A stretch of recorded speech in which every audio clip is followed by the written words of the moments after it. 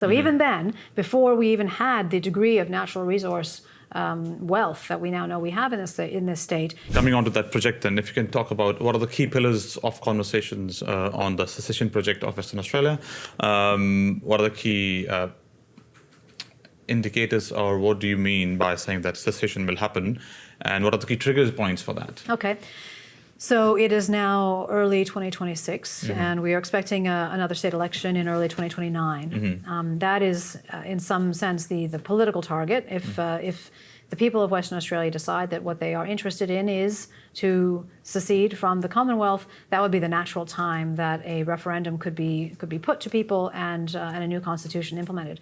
The reason I'm working on this project is because I was asked by Julian Gillespie, who's the primary author on Secession by Western Australia, and our essential argument is that Western Australia has been badly done by over the course of the Commonwealth since 1901, and even beforehand that was recognized. As a foreword to our book by Professor William Coleman, who is a political economist and historian, who goes into some depth about the situation back then in the 1890s and the resistance to federation that was felt by most people in WA who were not recent Eastern migrants to the goldfields. That was the main section of the country, of the Western Australian colony, which ended up voting in favor of joining the federation. But even after having joined, there was much regret about having joined.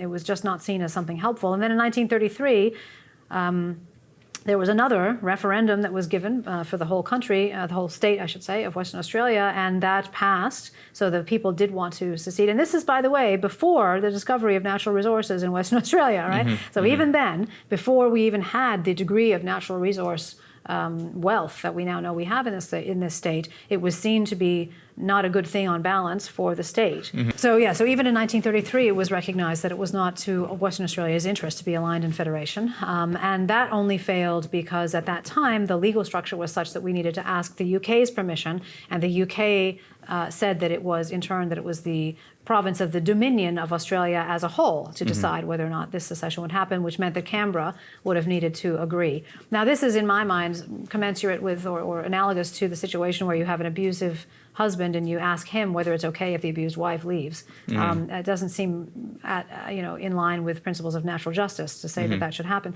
And since 1986, the Australia Act and some other legal precedents that we go through in the book and that have been sketched out well, actually, by a PhD scholar recently, our feeling and on the team that has written Secession by Western Australia is that now it would be legally absolutely possible for WA to secede on the grounds of simply a referendum by the Western Australian people, not the whole country of Australia today.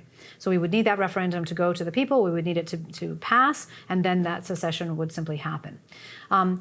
Basic arguments, well, our estimates based on the publicly available data that we can get our hands on indicate that Western Australia is bleeding something on the order of $39 billion per year to the Commonwealth. The Commonwealth has grown from only costing something like $600 per person per year back in the 1950s, 1960s, to now costing a total of, I think it was $800 some billion last year.